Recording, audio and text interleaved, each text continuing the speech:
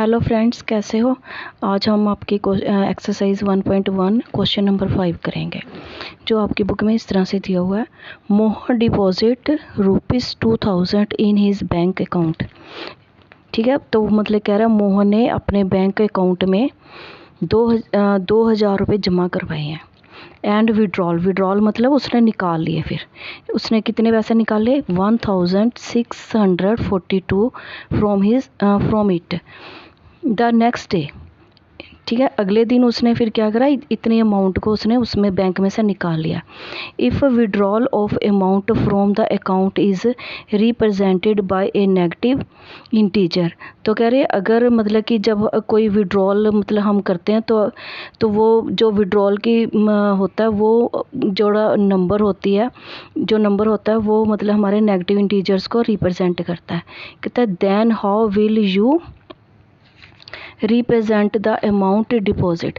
कहते हैं फिर आप बताओ, अगर हम बैंक मतलब कि डिपॉजिट करते हैं तो वो वाली अमाउंट जो मतलब नंबर है, जितनी अमाउंट हम जमा करवा रहे हैं नंबर आ रहा है वो मतलब हमारा कौन सा इंटीजर हमें मतलब दिखाता है, हमें पॉजिटिव इंटीजर दिखाता है या वो हमें नेगेटिव इंटीजर मतलब दिखाता है वो। तो एक तो हमने ये बताना और दूसरा बताना हमने find the balance in Mohan's account after the withdrawal. तो मतलब कि उसके बैंक में अमाउंट निकालने के बाद उसके अब बैंक में कितना मतलब कि पैसा बैलेंस रह गया और ये बताना हमने। ठीक है, तो हम अब इसको सोल्व करते हैं।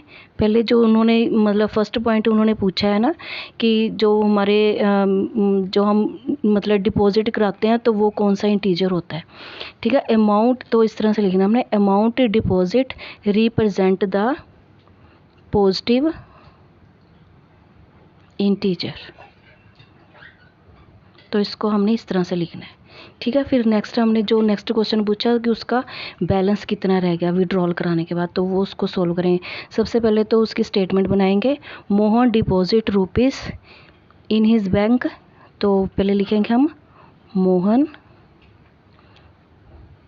मोहन डिपॉजिट।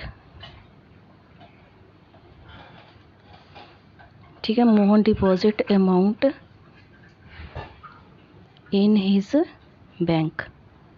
बैंक में कितनी अमाउंट डिपॉजिट कराता है वो? 2000 रुपीज़ 2000। ठीक है, फिर वो विड्रॉल कराता है नेक्स्ट डे। तो Mohan withdrawal amount in his bank.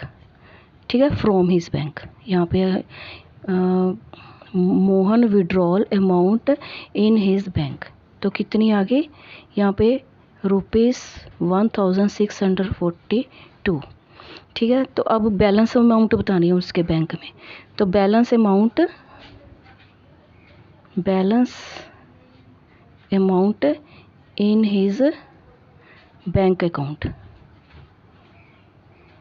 ठीक है, इसको हम इस तरह से भी लिख सकते हैं बैंक अकाउंट को शॉर्ट में। तो अब हम इसको किस तरह से अब सोल्व करेंगे दिखाएंगे। तो जितने पैसे उसने जमा करवाए हैं 2000 रुपीज़ और माइनस जितने उसने बाहर निकाल लिए 1642 रुपीज़ उसने निकाले। तो इसको हम इसमें से माइनस करेंगे तो हमारे पास क्या आ जाएगा? बैलेंस अमाउंट आ जाएगी। तो इसको हम यहाँ पे दिखा देते हैं माइनस करके। 2000 माइनस करें 1642, तो माइनस करेंगे। अब ये ज़ीरो में से 2 नहीं जाता है, यहाँ से यहाँ पे ज़ीरो, यहाँ पे भी ज़ीरो। तो यहाँ से हम पहले इसको एक ब्रोइंग करेंगे, फिर यहाँ से यहाँ ब्रोइंग करेंगे, यहाँ से यहाँ पर। तो ये क्या हमारा हो गया? 10 बन गए। तो 10 में से 2 गए 8। तो यहाँ पे हमारे कितने रह गए? 9। तो 9 में से 4 गए 5। ठीक है, यहाँ पे भी 9 रह गए। तो 9 में से 6 गए 3। तो यहाँ पे कितना बचा? 1, क्योंकि एक इसने आगे वाले को दे दिया था। तो हमारा बैलेंस अमाउंट कितना आ गया? 358 रुपीज़। ये हमारे क्या आ गया? ये हमारा बैलेंस अमाउंट आ गया। तो यही हमारा सोल्यूशन है क्वेश्चन का। और बच्चों, इस तरह से आपने ये सारे क्वेश्चंस को बार बार प्रैक्टिस करनी है। तो बार बार प्रैक्टिस करने से ही आप परफेक्ट बनोगे। तो तब तक के लिए thank you, bye bye, take care.